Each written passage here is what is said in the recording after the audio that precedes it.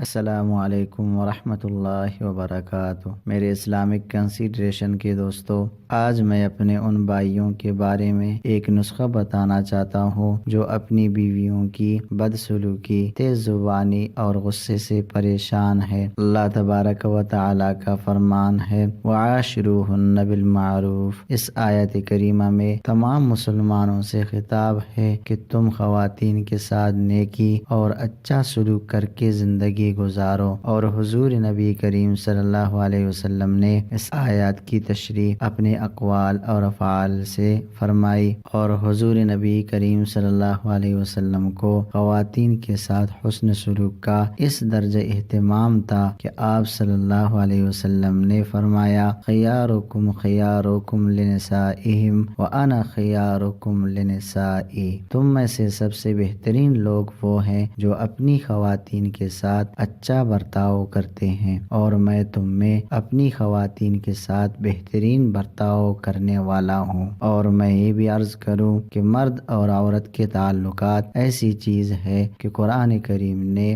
اس کے نازک جزوی مسائل بھی صراحت کے ساتھ بیان فرمائے ہیں۔ ایک ایک چیز کو قرآن کریم نے کھول کر بیان کر دیا ہے، اور بعد میں نبی کریم صلی اللہ علیہ وسلم نے اس کی تشریح فرمائی۔ وجہ اس کی یہ ہے کہ مرد اور عورت کے جو تعلقات ہیں اور انسان کی جو گھریلو زندگی ہے، یہ پورے معاشرے کی بنیاد ہے۔ اگر مرد اور عورت کے تعلقات خوشگوار ہیں اور دونوں ایک دوسرے کے حقوق ادا کر رہے ہیں تو اس سے گھر کا نظام درست ہوتا ہے، اور گھر کا نظام درست ہونے سے اولاد درست ہوتی ہے، جو کہ ہر آدمی کی خواہش ہے کہ میری اولاد کس طرح درست ہو، اور اولاد کے درست ہونے سے معاشرہ درست ہوتا ہے۔ لیکن اگر گھر کا نظام خراب ہو اور میاں بیوی کے درمیان رات دن تو میں ہو تو اس سے اولاد پر برا اثر پڑے گا۔ حضور نبی کریم صلی اللہ علیہ وسلم نے بہت اچھی تشبیہ بیان فرمائی ہے، اور یہ اتنی عجیب و غریب اور حکیمانہ تشبیہ ہے کہ ایسی تشبیہ ملنا مشکل ہے کہ عورت کی مثال پسلی کی ہے، کہ جس طرح پسلی دیکھنے میں ٹیڑھی معلوم ہوتی ہے، لیکن پسلی کا حسن اور اس کی صحت اس کے ٹیڑھا ہونے میں ہے۔ چنانچہ اگر کوئی یہ چاہے کہ پسلی ٹیڑھی ہے اس کو سیدھا کر دو، تو جب اسے سیدھا کرنا چاہے گا تو وہ سیدھی تو نہیں ہوگی، البتہ ٹوٹ جائے گی۔ اسی طرح حدیث شریف میں عورت کے بارے میں بھی یہی فرمایا کہ اگر تم اسی پسلی کو سیدھا کرنا چاہو گے تو وہ پسلی ٹوٹ جائے گی، اور اگر اس سے فائدہ اٹھانا چاہو تو اس کے ٹیڑھے ہونے کے باوجود فائدہ اٹھاؤ گے۔ یہ بڑی عجیب و غریب اور حکیمانہ تشبیہ حضور نبی کریم صلی اللہ علیہ وسلم نے بیان فرمائی۔ اب بعض لوگ اس تشبیہ کو عورت کی مذمت اور برائی میں استعمال کرتے ہیں،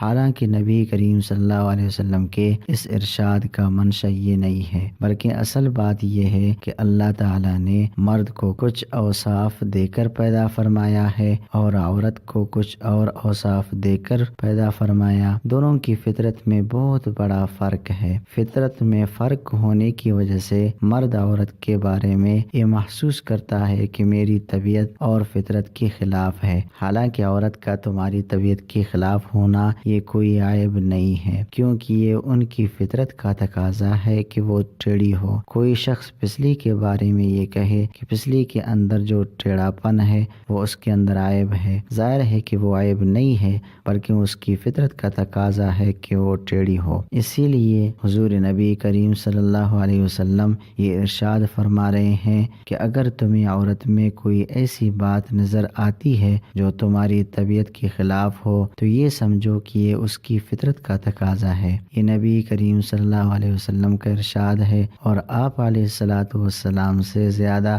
مرد اور عورت کی نفسیات سے کون واقف ہو سکتا ہے؟ لہٰذا اگر کوئی مرد یہ چاہے کہ جیسا میں خود ہوں یہ بھی ویسی بن جائے، یہ ہرگز نہیں ہو سکتا، کیونکہ بعض چیزیں اس کی فطرت کا تقاضا ہے۔ البتہ مرد اس کی اصلاح کی فکر کرے، اور یہ جو وظیفہ ہے آج میں بتانا چاہتا ہوں اس کو پڑھ کر کھانے پینے کی اشیاء پر دم کر کے کھلائے، انشاءاللہ بہت بڑا فائدہ ہوگا۔ اور وہ وظیفہ یہ ہے کہ یا لطیف یا ودود تین تین پڑھ کر کھانے پینے کی اشیاء پر دم کر کے کھلائے تو اللہ تبارک و تعالی انشاءاللہ بہت بڑا فائدہ دے گا اور دونوں کے درمیان محبت پیدا ہوگی۔ اللہ تعالی ہر میاں بیوی کے درمیان محبت پیدا فرما دے۔ والسلام۔